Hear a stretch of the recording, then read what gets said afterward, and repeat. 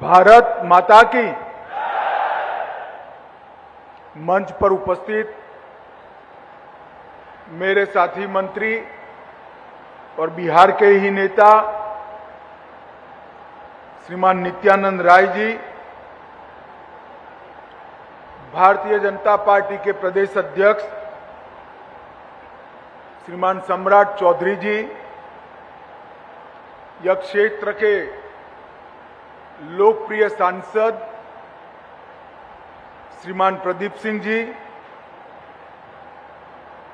भारत सरकार में सचिव सीमा प्रबंधन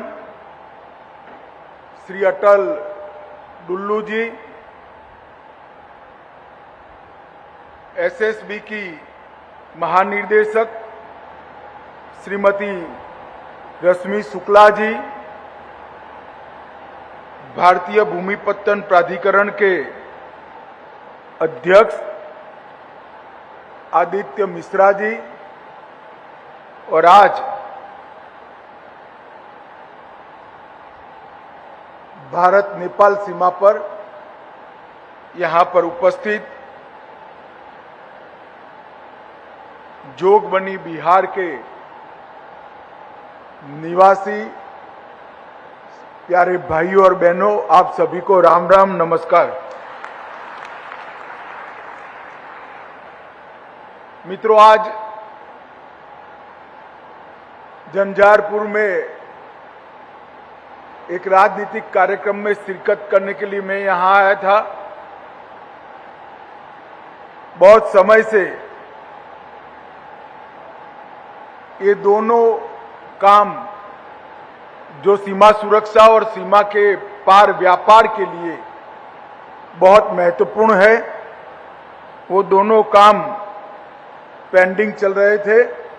तो आज इसके साथ साथ यहां पर जोगबनी में आप लोगों के साथ मिलने का मौका मिला है। आज भारत के वीर सपूत परमवीर चक्र विजेता श्री तारापुर की पुण्यतिथि है, शहीद दिन है। आज के ही दिन उन्होंने अमाप शौर्य का प्रदर्शन करते हुए अपना सर्वोच्च बलिदान दिया था। देश के प्रधानमंत्री मोदी जी ने श्री तारापुर की स्मृति में अंडमान निकोबार आइलैंड में द्वीप समूह में एक द्वीप का नाम तारापुर आइलैंड रखकर हमेशा के लिए भारत के नक्शे पर श्रीमान तारापुर को स्थान देने का काम किया है। मित्रों, आज यहां पर लैंड पोर्ट अथॉरिटी और एसएसबी दोनों की आवासीय और कार्यालयीय सुविधाओं के लिए उसके लोकार्पण के लिए मैं आया हूं। मैं यहां पर आया हूं तब आप लोगों को एक बात बता देना चाहता हूं। मैं बिहार की सीमा की सारी दिक्कतों से परिचित हूं, घुसपैठ से लेकर भूमि कब्जाने के सवालों से लेकर अवैध व्यापार से लेकर, मगर मैं आपको आश्वस्त करना चाहता हूं कि बिहार के अंदर जल्द ही चुनाव होने जा रहा है और मुझे भरोसा है कि यहां पर मोदी जी के नेतृत्व में भारतीय जनता पार्टी की सरकार बिहार में भी बनने जा रही है। इस सीमांत क्षेत्र के जितने भी समस्याएं हैं, समस्याओं का हल केंद्र और राज्य सरकार दोनों मिलकर तुष्टीकरण की नीति के बगैर कठोर दृष्टि और कठोर भाव से कदम उठाए हैं, उसी में मैं आपको यहां आश्वस्त कर जाता हूं कि बहुत निकट भविष्य में ही सारी समस्याओं का समाधान आपके सामने आ जाए। भाइयों बहनों, आज लैंड पोर्ट अथॉरिटी की सुविधाओं में एक नया बिंदु जोड़ा जा रहा है।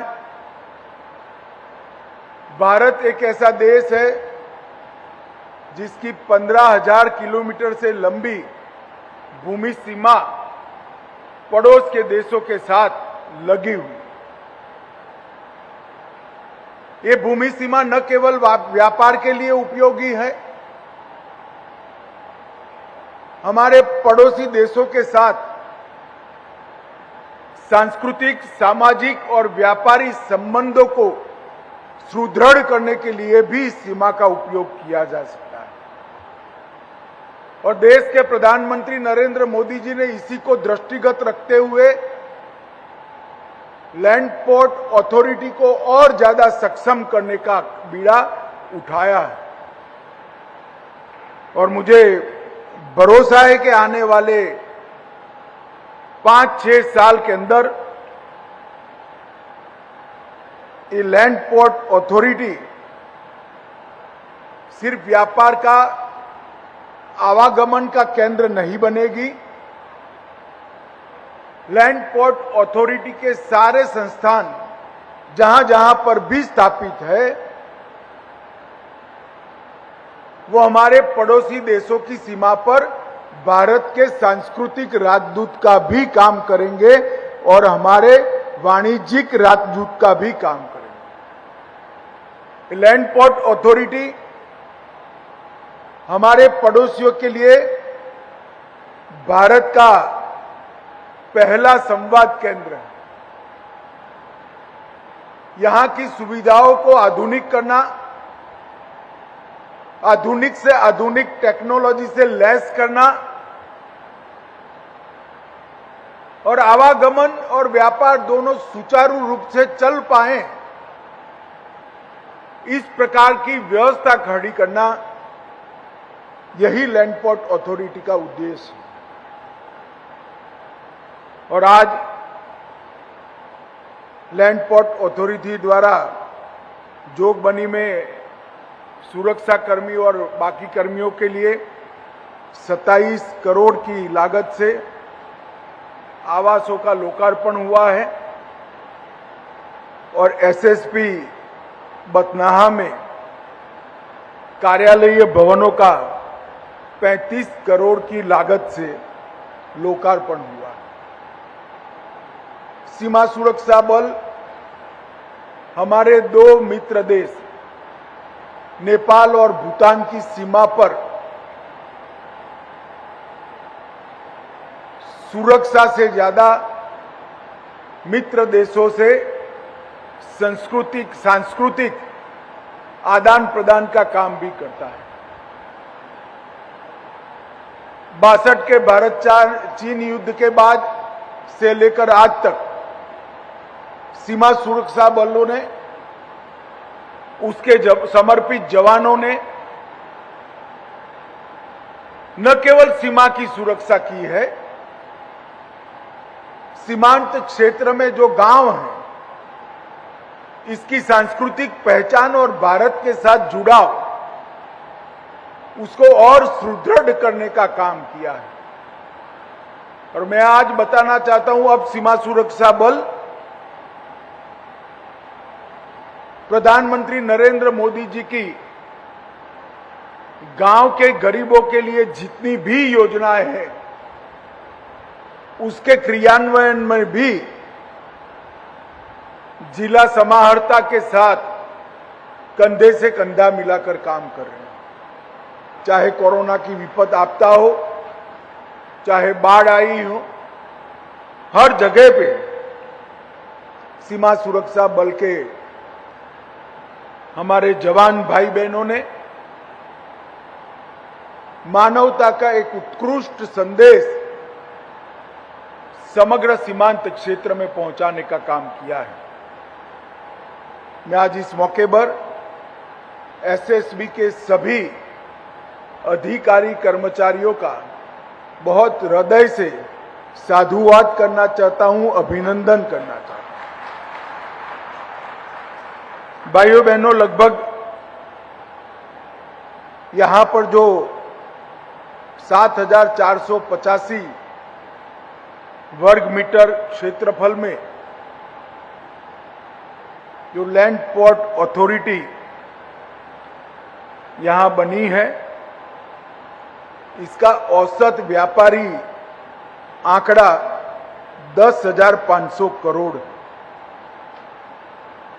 और मुझे भरोसा है कि आने वाले दिनों में बाकी की 3 नेपाल के साथ जुड़ी हुई लैंड पोस्ट बढ़ने के साथ ही ये आंकड़ा और बढ़ेगा। कई बार लोग सोचते हैं कि और 3 बनेगी तो एवरेज कम आएगी, ऐसा नहीं होगा। इससे दोनों देशों में व्यापार का अभिगम बढ़ेगा, व्यापारिक संबंध बढ़ेंगे और दोनों देशों के बीच में व्यापार की बढ़ोतरी ही होगी। तो 3 से 6 चौकियां बनने के बाद भी व्यापार का आंकड़ा निश्चित रूप से बढ़ने वाला है। लैंड पोर्ट के माध्यम से मैं मेरे स्व अनुभव से बताता हूं कि नेपाल के साथ, हमारे मित्र राष्ट्र के साथ कोऑर्डिनेशन, कोलैबोरेशन और कोऑपरेशन तीनों क्षेत्रों के अंदर बहुत अच्छे तरीके से वृद्धि हुई है और रोज की 7,000 ट्रकों की आवाजाही यहीं से होती है और भारत नेपाल के कुल व्यापार का 14% व्यापार यही लैंड पोर्ट अथॉरिटी की चेकपोस्ट से होता है। पहले एक जमाना था कि बॉर्डर पे इंफ्रास्ट्रक्चर डेवलपमेंट के नाम पर कोई चिंता नहीं की जा सकती थी। मोदी जी के आने के बाद सीमावर्ती क्षेत्रों के इंफ्रास्ट्रक्चर पर ढंग से चिंता कर कर आज भारत के अंतिम गांवों को भारत के प्रथम गांव बनाने का काम नरेंद्र मोदी जी ने किया है। कनेक्टिविटी की सारी दिक्कतों को दूर कर कर सारी कल्याणकारी योजनाओं को गांव तक पहुंचाने का काम किया है। भू सीमा से पहले ट्रेड असंभव सा, ज्यादातर ट्रेड अवैध रूप से चलता था। आज वैधानिक रूप से ट्रेड को बढ़ावा मिला है